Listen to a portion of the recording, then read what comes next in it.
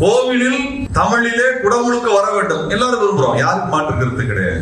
ஆனா அந்த கோவிலுக்குள் யார் வர வேண்டும் யார் வர வேண்டாம் அவன் முடிவு பண்றானே, அவனுக்கு எதிரான போராட்டம் வர வேண்டும் என்றால் அதை பற்றி எங்களுக்கு கவலை இல்லை, அது எங்களுக்கு முக்கியம் இல்லை.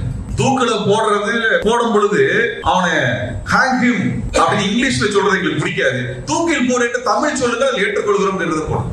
நீ தூக்கில போடாதன்னு சொல்றதல்ல, தூக்கில போடுன்னு சொல்றது ஆங்கிலத்தில் சொல்லுவது எங்களுக்கு பிடிக்கவில்லை, அதில் தமிழில் சொல்லுங்க ஏற்றுக்கொள்கிறோம். அவங்க அதான் பிரச்சனை.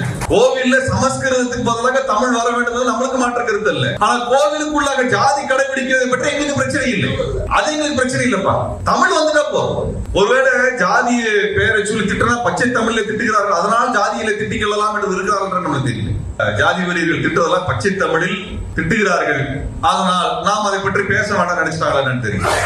அவர்களுக்கு எது பிரச்சனையா இருக்குதுன்னா, எந்த முரண்பாடு இந்த மக்களை பிரிக்கிறதோ அது பிரச்சனை அல்ல, மேலோட்டமான தீர்வுகளை மட்டுமே அவர் பேசிக்கொண்டே போகிறார். இலக்கியத்தால் ஒன்றுபட்டு உன்னை போன்ற மக்களே